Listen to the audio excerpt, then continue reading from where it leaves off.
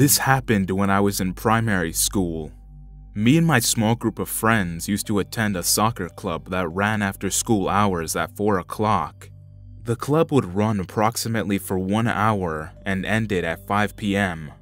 So not too late for an adult, but fairly late for children. Anyways, this club ran during summer. It was simply too dark to train at this time during the winter. I remember a few days before, our head teacher said a few words at the end of the assembly. We were all fairly switched off, as assemblies were a perfect time to catch up on some daydreaming. Although what he said was not to be taken lightly, it was very serious. It went something like this. I hope you all have a good lesson before you head off, but I do need to tell you all something very important. We've had reports from children, and even from some parents, about a man in a white van roaming the streets outside school this past week. Some of you know about this, and others don't. So I ask all of you to please tell your teachers if you are ever confronted by a white van outside the school gates. And no one is to walk home alone, as this man has been reported to upset children. Remember, you must never talk to strangers. As he went on with this rant about stranger danger, I was a bit pissed off as I saw most of my friends laughing. This wasn't funny to me. In fact, this scared the shit out of me. A creepy dude roaming outside school in a white van? It was like the shit you hear about in horror movies, or in horror stories about little kids being taken. Personally, I come from a very loving family, and I've always been petrified at the thought of being taken away from them. A couple of days passed, and I was playing soccer at break time on the field. There was a very tall metal fence right at the back of the playground, overgrown with plants and weeds, where no one goes, as you can see, onto the street, and the teachers go nuts if they catch you anywhere near it. Yet, on this gloomy day, I noticed a group of kids, even one of my friends from the year below, crowded around this metal fence, laughing and passing things into each other's hands. This confused me, and I looked around for the teacher on playground duty. She was right at the other end of the field, tending to a child who had a cut knee, or something like that. Anyways, she was basically an ant compared to the size of our field, so I kind of understand why she didn't notice this. Me and my friends decided it would be best if we run over and investigate the crowd. Being slightly older, I was 10 at the time, and most of the other kids were around 6 or 7. What I saw was a dirty middle-aged man with long, greasy hair and a brown vest. He was passing sweets through the gate to the kids, and oddly enough, he was giggling as he watched them put the sweets into their mouths. It actually really pains me to write this because at 20 years old, if I had seen this now, I'd have killed the revolting man with my bare hands. But being only 10, I just watched in horror, as I knew this wasn't right. It was just so disturbing, the way he was laughing, like someone was tickling him, just from the pleasure of seeing some children suck on lollipops and sweets in front of him. I remember my friend whispering to me, Is that the guy from the van?" And I replied, "Yes, I'm sure of it." "What do we do now?" my friend said. I told him to run and get the teacher, as I bravely, or more stupidly, confronted the man to make sure he stayed put while my friend got the teacher. I asked him what he was doing, and his eyes lit up as he saw me as I was, and still am, quite athletic looking, with bright blue eyes and shiny brown hair. The look he gave me made me angry, so I said, "Oh yeah, I know you. You're that creepy guy our teacher told us about in the assembly." His goofy smile immediately turned into an angry frown. "Well, what did he say then?" I was so sickened by him that I wanted to scare him as much as possible, so I lied and said, "He showed us a picture of you and said that the police would be outside school when our parents pick us up." He then looked around and said in a deep, firm voice, "But that's not me. I'm not like that. I'm a nice man." And I immediately replied, "No, you're dangerous." All the little kids were looking at me now, then turned back at their sweets with disgust. The man's gaze then turned to the left of me, and I turned around as well and saw my friend and the teacher running across the field towards us. I spun back around with a smug look, only for my heart to sink as he was gone. Me and the little kids reported this to the teacher, who later called me out of class to discuss this with the head teacher. He took it very seriously and told me that the kids told him that the man was asking where they lived and even how he could get into the school. I was pretty shaken up by now and knew that the man must be super angry with me for ruining his chances with the kids. Eventually, I went back to class and didn't even tell my parents that night, as I was just so terrified that he would come for me. The next day went as normal, except at the end of it, all children were given a newsletter to give to their parents to read. On the front was a grainy picture of a white van, but it had no number plates. This was getting a bit out of hand now. How haven't they caught this guy already? A few more days passed before the after-school soccer club started. I was really excited for this, as I really do love soccer and have always been good at it. Now, just to explain the schedule, school finished up at normal hours at around 3:15 p.m., and all the mom and dads usually pick up their kids at around that time. For those of us who attended the clubs, we had a 45-minute wait before any of them started. We usually played for an hour straight, then our parents picked us up at 5 p.m. The first few weeks went really well. The coach was impressed by my performance and even made me captain. But 3 weeks later, the unthinkable happened. No sign of the man in the white van led me and my group of friends to talk and discuss other things. In fact, I had actually forgotten about him, to be honest. Until that evening. The soccer club ended like always at around 5 p.m. However, that night, me and my good friend Luke offered to help pack away the equipment. This took around 15 minutes or so extra. By then, all the other children and even the coaches had gone home. Luke attended a different school and was a year younger. He was a player from the opposite team, but we became friends over the weeks. Turns out that he lived on the same road as me, and on that night, we decided to walk home together, as it really wasn't that far, and my parents were working late. I used to walk home every day from school anyway, so I had no qualms with it. Luke packed away the equipment, and I went to the end of the field, kicking all the soccer balls back to him to be put in the bag. It was quite cool being on the field so late after hours with the sun slowly setting, casting an orange sunset glow over the grass. Luke wanted to go home in his dirty uniform, whereas I wanted to get changed first. Luke also had his bike with him that he locked out at the front of the school. He said he'd go get it and wait for me outside as I changed. It took me only a few minutes to do so, and I walked the long walk down the echoing corridor towards the end of the school. I remember there was a buzzing atmosphere in the air, much like when a thunderstorm is approaching.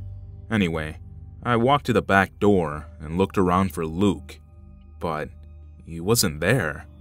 I was a little confused and looked around further, only to notice that his bike was still chained up.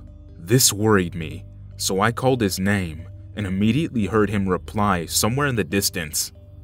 "I'm over here." I rounded the corner, leaving the small car park, and entered the main but empty road. My heart nearly came out of my mouth. There, I saw Luke with a handful of sweets standing next to a white van, and a hand was around his shoulder. This hand belonged to a familiar face, the dirty, greasy old man from behind the metal fence. I froze in horror. The man's hand gripped Luke's shoulders tight and said, "I remember you. You're the snitch." Don't ask me how or why, but to this day, I still believe I did the right thing. I turned to face the car park, which was now blocked by a fence and trees to the public, so no one could see us, and screamed, "Mom!" And with that one powerful word, the man raced to his van, jumped in, and screeched away. I yelled at Luke, "Get over here!" I grabbed his hand as fast as I could, and we ran back to the school. I started hammering on the back door, but no one answered. I explained to Luke who the man was, and he began to cry. I cupped his mouth, as I was petrified that the man would return. Obviously, my mother wasn't really in the car park. I just said that to make that pervert believe that she was. I can't even imagine what would have happened if I'd spent even an extra minute getting changed, or not decided to go out and look for Luke. Eventually, some janitor opened the door, and I explained what had happened. He was incredibly kind, and sat with us until our parents arrived. I felt like a hero, but I can't express how scared I was for the next few months, as every time I saw a van, despite the color, I'd think it was him. I ratted him out twice, so he must really hate me by this point. Eventually, I moved on, and years passed, and I never saw another sign of that man or the van. I assumed he moved on to another city to prey on more innocent children. But I was wrong. I assumed he moved on to another city to prey on more innocent children, and I wish I could say that I never saw him again. But I did, last week. This is the whole reason why I'm submitting this, is because I thought it was all over, but no. Last week, me and my mates, now at 20 years and over, were out in the town having a few drinks with our girls, all slightly drunk, but having a good time. We decided it'd be best if we took a shortcut to the next bar. It was down a quiet street with not much lighting. I saw one of my friends up ahead laughing and knocking on the window of a car. No, he was knocking on the window of a van. It wasn't the same van as before, but it was alarmingly similar. I ran over half laughing as I asked my friend who was in there. Now I shit you not. There, sitting in the driver's seat, was a person dressed in a Mickey Mouse costume, laughing in the same way that man laughed all those years ago. As soon as I heard that laugh, all the hairs on the back of my neck stood up, and I felt like I was a child again. It was that same goofy, giggling laugh of the man in the brown vest. His laugh even stopped as his gaze met mine, and he seemed to stare into my eyes. My body was fuming with rage, and I punched the car window as I yelled, "You remember me, don't you, you pervert? Come out so I can kill you this time." The window cracked, and my knuckles bled, and the van sped out with a screech. My friends all stared at me, asking what the fuck was wrong with me, and telling me that I was a fucking nutcase, all except Luke, now 19 years of age, staring at me with that same childlike expression he had 10 years ago. I didn't get the number plate. I didn't get my revenge. All I got was the chilling confirmation that the man who offered sweets for kisses is still somewhere out there. I mean, was it even really him? Was the costume a cover-up, as he was known in the area by this point? Or was I just going crazy? Maybe someday our paths will cross again, but until that day, I'm proud to say that I was the boy who stood up to the stranger, and I will continue my hunt for this childhood nightmare.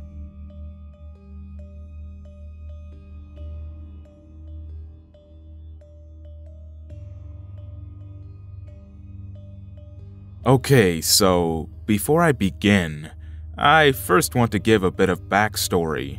I'm a 14-year-old boy from Scotland. I have two friends who I'll call James and Fred. We live in a medium-sized village with about 2,000 people. Most of the village is comprised of elderly women who have come to live here as a retirement home, which, to me, adds an even creepier vibe to this story. So now that I got that over with, let's begin the story. Me and my friends went into the city to get some camping equipment. We ended up buying a new tent and a couple of food items to eat as breakfast.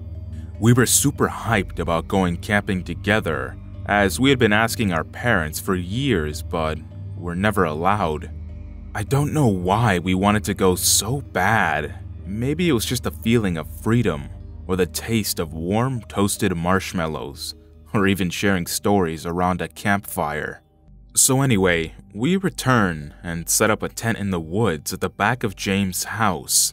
At around 9 p.m., a couple of the junkies from our school started giving us crap, so we just decided it'd be best to go somewhere else. Now there's a golf course at the end of our village. If you follow it up and right for about a mile, you will reach a river. Me and my friends know it well, as we've spent many days terrorizing golfers. Not anything bad, but just kind of running in front of their shots, that type of stuff.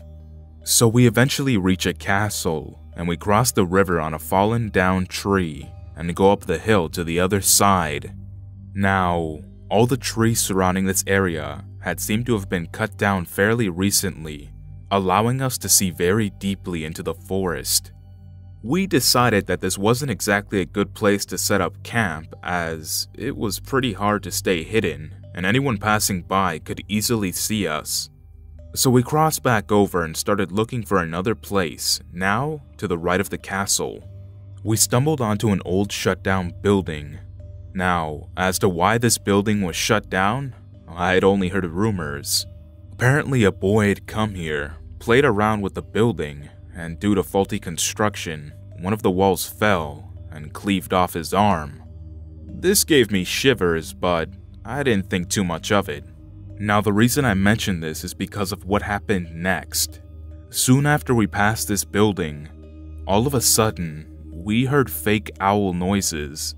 You know, the type that it's clear it's a human doing it. It's kind of funny, but in this context, it was mildly disturbing. So me and my friends decide to do the stupidest thing possible. And mimic the owl noises. Now, the reason as to why this was stupid was because not only were we mocking some disturbed individual in the middle of the woods making owl noises, but also because recently, a teenage girl's corpse had been found a mere 10 miles away from my house. But honestly, at the time, that was at the back of my mind. So anyway, me and whoever were still making noises then go quiet as we see a blue light coming from the gate of the abandoned building. We decided to run as we had been sharing creepy stories all day, and this was a situation we didn't want to be in. We ran ahead, and we stumbled onto a wood clearing that you have to go through to get back to the village. Now it was dark by this point, and it was beginning to rain, so we decided it'd be best if we just went back to James' house. That is, until we heard very loud steps, like crunching on leaves, and I turned around and saw the faintest figure in the dark. I could see that the figure was facing me, and I could see a smile forming on its face. As we stared at it, we noticed that it began moving forward. Now this situation hit us all at once. Whoever this figure was, it was following us. We all decided to run and heard the loud sound of crunching leaves behind us. We decided that it'd be best if we took the longest routes back to the house, which was about 4 miles. All the while, this figure never seemed to get tired and continued to follow us. We eventually made it back to James' house and noticed that the figure had stopped following us. Now this next bit is stupid, but it's true. We decided not to call the police out of fear that our parents would be against us going camping ever again. Well, to be honest, I was the one who wanted to call the police, but my friends were against it, as they figured that this one bad experience would never happen again. I personally believe that the man was trying to lure us to him with the owl sounds, and while we were distracted, his friends would get us from behind. I'm just so glad that someone decided to cut down those trees. Sometimes I wonder though, what would have happened if we had actually decided to set up our tent there, and those figures decided to approach us? I haven't been camping since that incident, and I don't intend to do so.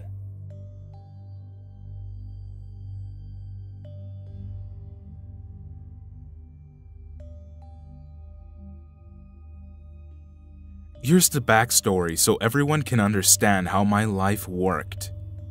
I was raised by my single mother, and I never had any form of contact or communication with my birth father, or any of his family, besides his mother, my paternal grandmother, who passed away in the early 2000s. This story took place when I was around 9 or 10, when I still lived with my mom and her now ex-husband. I was rather close friends with these two siblings named Lucia and Keegan. They lived several houses down from me and were 14 and 10 at the time when this happened.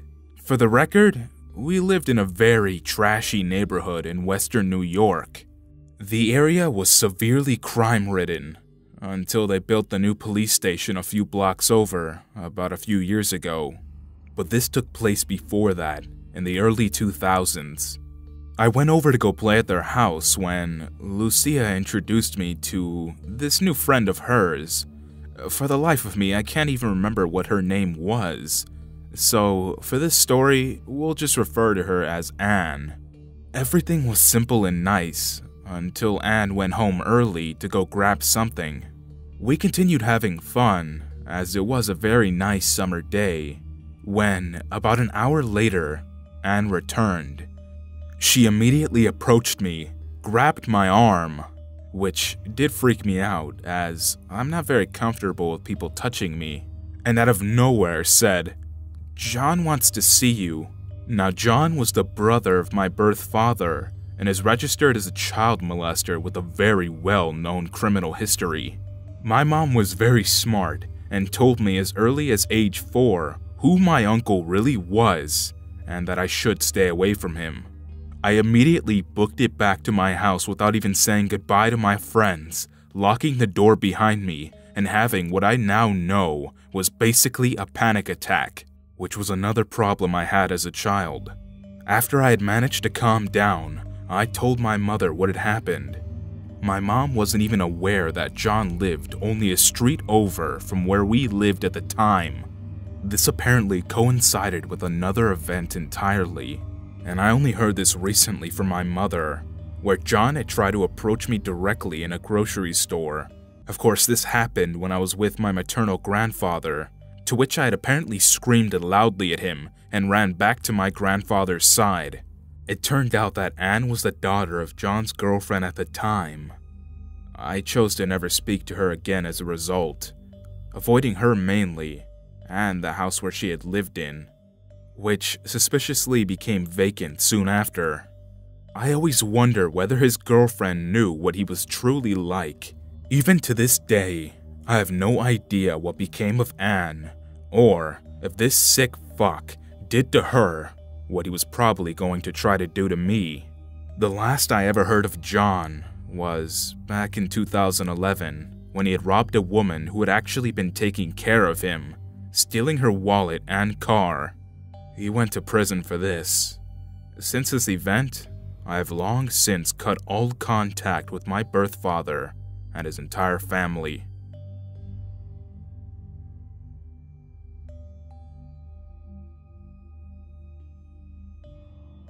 In the wee hours of the morning of August 4th, 1974, I just couldn't sleep.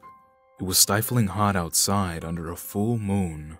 I lay on my bed in our home in a very isolated rural area, reading a paperback book. We didn't have air conditioning in our house at the time, so I had my window up, and just a screen separated me from the outside. Thick woods laid within 30 feet from my bedroom window. The trees looked like black silhouettes against the moonlit sky. It was about 3 a.m. when I heard a car drive past our house. We lived on a very lonely country road. Our only neighbors were a widowed lady whose home was located several hundred feet from the end of our driveway, and a single mother who lived in a farm back a long lane further up the road. I could hear the car stop at the end of the neighbor's farm lane. 2 car doors were shut, and I became completely alert. I immediately shut off my bedroom light and went to the window where I watched the road. I saw 2 dark figures approaching our property line past the woods. My heart nearly stopped when these two men turned into our yard and started approaching the side of the house where my bedroom window was located, as well as our telephone wires. In those days, with no cell phones, we were completely at the mercy of our landline phones. If someone cut our wires, we were cut off from the world. I proceeded to quietly creep across the hall to my parents' bedroom. I awakened my mother and told her about the two men outside. As soon as she got up, our telephone rang, alerting my father. As my father took the call, my mother went to the bedroom window to look outside. She looked towards the road and saw nobody there, but then she looked straight ahead and she saw two men standing at the side of the window, looking up at our telephone wires. One man was wearing a light-colored t-shirt, and the other had a light-colored short-sleeved shirt, which was unbuttoned in the front. One of the men was holding a cigarette, which helped to illuminate him in the dark. My mother then turned away and quietly went to summon my father. Apparently, my father's phone call had been from the police. They said that two men fitting the very description of the men outside our home had just attempted to break into our service station, which was about 4 miles away. A police officer had turned his cruiser into the service station parking lot and saw the two men running away from the building. The officer's guard dog followed the men as they quickly deserted the area and made their way to the back road behind the station. That road led them right to our house. Obviously, these men knew a lot more about us than we knew about them. They had to have known about the service station and the connection between us and it. They knew where we lived, and they even knew where our phone wires were outside of the house. I believe that they knew they would be seen by the police, and that my father would be called away from the house due to their attempted break-in there. If my father had been lured away, my mother, sister, and I would have been alone in that house in the wooded rural area where nobody could hear us scream. At realizing this, I had never been so scared in my entire life. The police were alerted to come to my house. My father got a gun, and the men were frightened away. This story gets even stranger when you get to the part where one of the police officers responding to the call was involved in a car accident that needed our towing service. My father and the police talked at our home while another employee towed the police cruiser that had been in the accident. I can remember sitting with my back against the wall in my parents' bedroom until I saw the sun start to come up and the sky turning pink in the east. I would like to say that this incident was put away in my mind and that things were the same after it had happened, but they weren't. I could never sleep without having a guard dog there at our home. My father had air conditioning installed in our home soon after, and also obtained a permit to legally carry a handgun. Our entire family was more aware of the dangers that lurked in our neighborhood, in anyone's neighborhood. Even in 1974, as I grew older and I learned a lot more about criminal behavior and true crime, I also learned about Ted Bundy and how during that same summer of 1974, he had been terrorizing the Northwest, leaving behind a trail of murdered girls who were just like me. Ted Bundy's victims were known for having long brown hair, parted in the middle, and being college girls. I don't believe that Ted Bundy was outside our home on that night, but I do believe that it was someone capable of doing horrific things. Today, I'm a 59-year-old woman. I've been married for 33 years, and I have a 24-year-old daughter. I often think back to that night and wonder what if I had been sleeping that night? What if those men had gotten into our house after cutting our phone wires? What if I had died that night at the hands of these men? What if I had never become a victim of these men? It could have been worse, but I still feel that I am a victim. The positive thing that came from being a victim was that I learned all I could about criminal behavior, criminal justice, and crime prevention. And I even improved our neighborhood watch program during my adult years. I obtained a position in law enforcement and worked with sex offenders for our local sheriff's office for a time. I like to believe that I'm more alert, and that perhaps some of my actions that came as a result of that night might have at least helped one other person.